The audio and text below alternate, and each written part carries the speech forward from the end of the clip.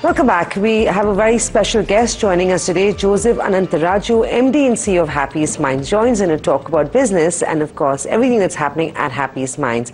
Joseph, good morning. Thank you very much for joining us on the show.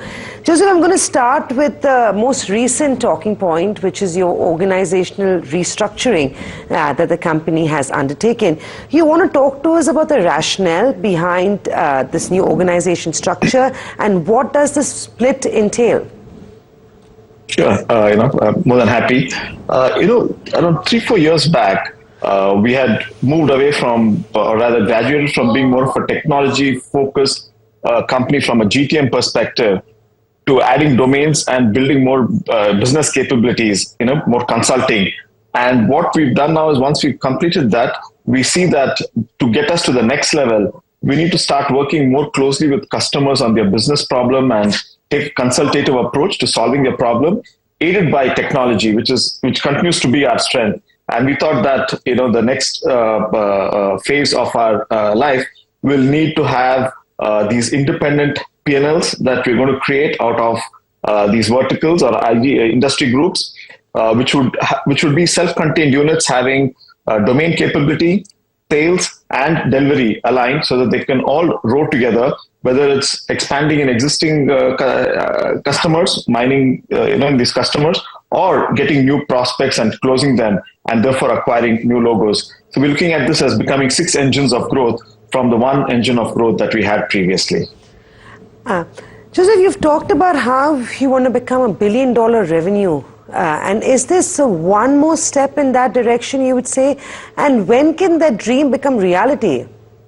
The roadmap would be great. As we've shared, 2031 is what we are aiming to be $1 billion company. And as you rightly pointed out, this is one of the steps that we've taken to get us there, creating more self-contained units that can go and acquire customers, keep them happy, and add values.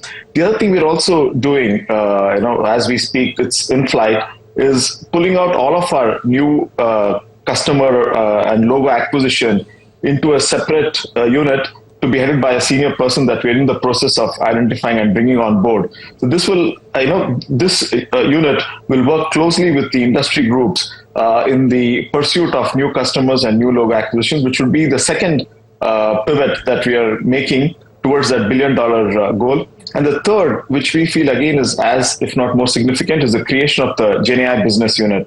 We believe that this is a highly transformative technology, and I won't say just a technology, but a trend, because it has both business and technology elements. And that's why we decided to create it as a separate business unit with the CEO.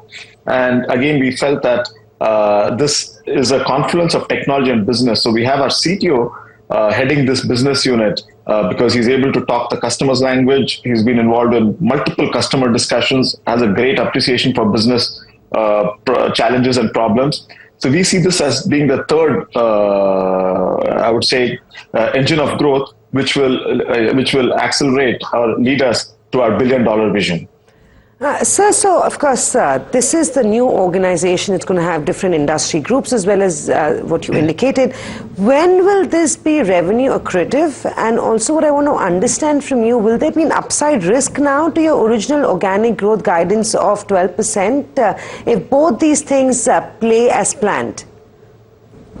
So, there will be, we are hoping, we're expecting that these will lead to increased revenue and customer acquisition. The 12% guidance that we have provided was for this year, and we're just putting this structure in place. The GenAI business unit has started functioning, having conversations with customers, whereas the industry groups, they will come into being from April 1st. And we're in the process of doing the strategies for these industry groups, drawing out plans for each of these industry groups, and therefore we will be able to get a better idea of the impact on our revenue, positive impact, by end of March or early April. Right. Also, Joseph, when will this Gen AI be revenue accretive, and also what are the sort of margins that other similar players like yourself enjoy in this vertical? The reason I ask is because you said there's still conversations underway, so clearly nothing is signed as yet. Let me maybe clarify more. We're having multiple conversations. I would say maybe around 40 conversations what we've had in the last 4 months. We have 6 customers already that we've signed. And for 5 of these customers, we are doing more of POCs to take a few use cases and demonstrate the viability of the technology, how it would get implemented. And our expectation is that once we finish these POCs, probably by end of March or April, we will move into implementation. For one of our customers in the edtech space, we're already using this technology, embedding it into their product. It's more of a virtual tutor scenario. So there, it's part of the product that we are building for them, and therefore, it's in a way it's already revenue accretive. Now, again, what we did when we announced the GenAI business unit in October is we decided to give the business unit a little bit of time, the leadership, to get the structure in place, to get some of their solutions, demos, etc., their GTM. And I think from April 1st is again when we would have a plan against which we would be able to measure this business unit. And we expect it to become revenue. In a way, it's already revenue accretive, but next year is when we expect to be able to report these numbers.